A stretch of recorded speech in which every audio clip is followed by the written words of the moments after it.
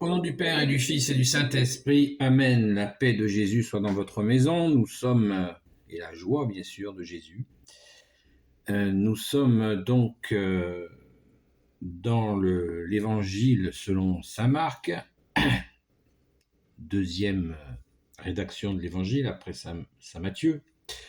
Nous sommes encore dans le chapitre 12 et nous sommes au verset 35 à 37.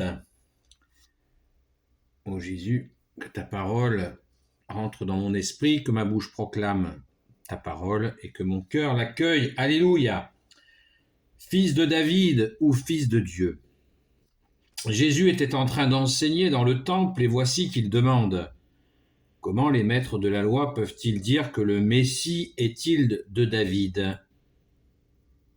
Que le Messie est fils de David. Car l'Esprit Saint a fait dire à David, le Seigneur a dit à mon Seigneur, siège à ma droite et vois comment je fais de tes ennemis ton marchepied. Si David lui-même l'appelle Seigneur, comment peut-il être son fils? Je le relis parce que j'ai un petit peu chevauché. Jésus était en train d'enseigner dans le temple. Et voici qu'il demande comment les maîtres de la loi peuvent-ils dire que le Messie est fils de David. Car l'Esprit Saint a fait dire à David, le Seigneur a dit à mon Seigneur, siège à ma droite, et vois comment je fais de tes ennemis ton marchepied. Si David lui-même l'appelle Seigneur, comment peut-il être son fils? Une foule nombreuse l'écoutait avec plaisir. Alléluia. On voit que l'enseignement de Jésus touche les foules. C'est d'ailleurs ce qui fait peur à ceux qui veulent le mettre à mort. Et ils diffèrent cette mise à mort. Ils cherchent comment faire, car ils ont peur du peuple, nous le savons, la Sainte Écriture nous le dit. Alors, cette question d'éclaircissement, fils de David, fils de Dieu, eh bien, elle est simple et compliquée, puisque Jésus le rappelle lui-même, verset 36, « Car l'Esprit Saint a fait dire à David que le Seigneur a dit à mon Seigneur, siège à ma droite et vois comment je fais de tes ennemis ton marchepied. » Et donc les maîtres de la loi, disent que le Messie est fils de David. Ça n'a pas de sens. Vous savez que le roi David a régné 40 ans. C'était un homme. Ça n'est pas Dieu. Tout simplement. Nous le savons avec le recul des siècles. Merci Jésus, nous savons que tu es Dieu, qui t'es fait homme, et que tu es Dieu avec ton Père et l'Esprit Saint. Alléluia. Alors pourquoi Jésus agit ainsi? C'est toujours pour nettoyer les confusions qui existent dans l'esprit des gens, et en rappelant cette parole de David, Jésus précise, Jésus qui connaît l'Esprit Saint, puisque c'est la relation, l'Esprit Saint, c'est la relation du Père et du Fils, donc par Jésus et le Père, notre Père, et son Père, notre Père, qui connaît mieux l'Esprit Saint? Personne ne connaît l'Esprit Saint, si ce n'est le Père et le Fils. Nous en avons des grâces par Jésus, qui nous le dispense selon son bon gré, et nos efforts, ne l'oublions pas. Donc je disais, verset 36, « Car l'Esprit Saint a fait dire à David, le Seigneur a dit à mon Seigneur, siège à ma droite et vois comment je fais de tes ennemis ton marchepied. » Donc je ne connais pas ce moment de l'Ancien Testament où David dit cela, mais si Jésus le dit, on peut être tranquille. Eh bien, cela effectivement montre bien que David n'est pas le Seigneur. Et s'il a connu le Seigneur, le Père de Jésus, notre Père, puisque les Hébreux appelaient l'Éternel, il l'appelait aussi le Seigneur. Donc là, on distingue quand cette parole, qui est troublante, hein, le Seigneur a dit à mon Seigneur. Le Seigneur a dit à mon Seigneur. On dirait que David a eu une révélation de dialogue entre le Père et le Fils. Le Seigneur a dit à mon Seigneur. Voilà. Le Messie. Et Jésus dit bien tout cela pour bien clarifier que le Messie, ce n'est pas David. Mais on n'est pas encore dans la phase où Jésus dit qu'il est le Messie, le seul Messie. Là, il est dans la phase où il remet la vérité en place.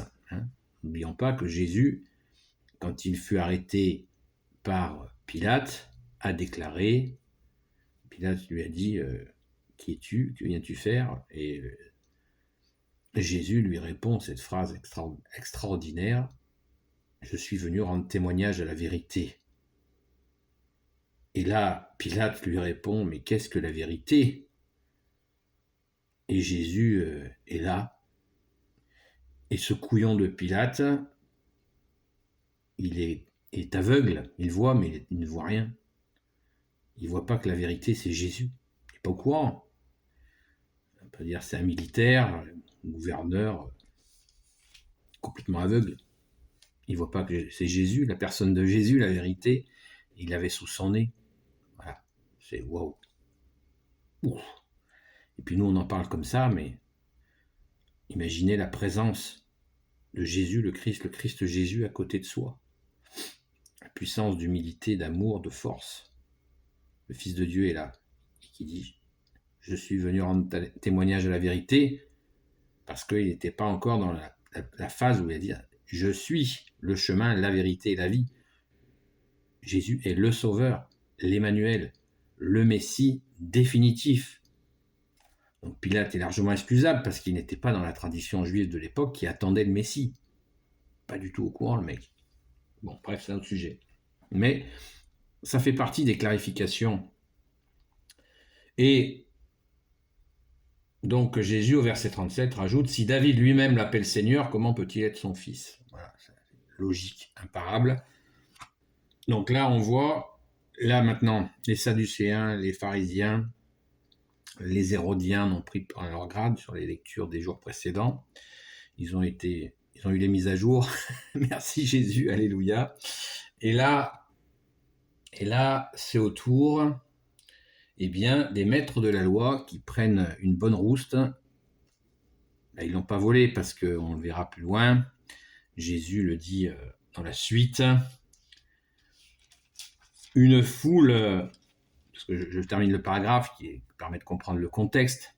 Une foule nombreuse l'écoutait avec plaisir. Dans son enseignement, il leur disait « N'imitez pas les maîtres de la loi, qui se plaisent à circuler en longue robe et qui aiment les salutations sur les places publiques, les premiers fauteuils dans les synagogues et les premières places dans les festins.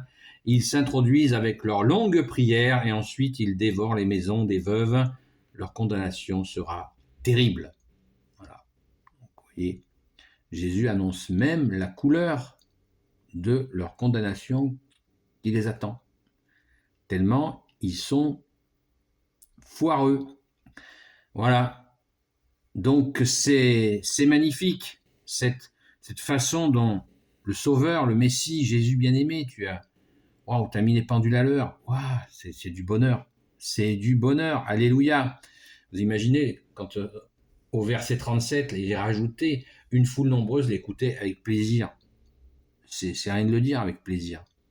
Le bonheur qu'ils ont eu, ils ont écouté Jésus, ils l'ont vu en même temps. C'est waouh, les vénards. C'est juste énorme. C'est énorme. Et Jésus, tu nous continues à nous enseigner dans tous les siècles. Alléluia! C'est magnifique. Merci Jésus. Ta parole est puissante. Ta parole ne passera pas. Le monde passe. On le voit chaque jour. Le monde passe. Le monde passera. Mais ta parole, Jésus, elle reste. Elle reste. Et elle ne passera jamais. Alléluia. Merci Jésus. Béni soit le Père, le Fils et le Saint-Esprit. Amen. Ô Jésus, toi qui peux tout et qui portes tout, toi le Sauveur, toi l'Emmanuel, Je te confie toutes celles et ceux qui regarderont cette vidéo, ainsi que leurs proches, selon ta sainte volonté, ô Jésus.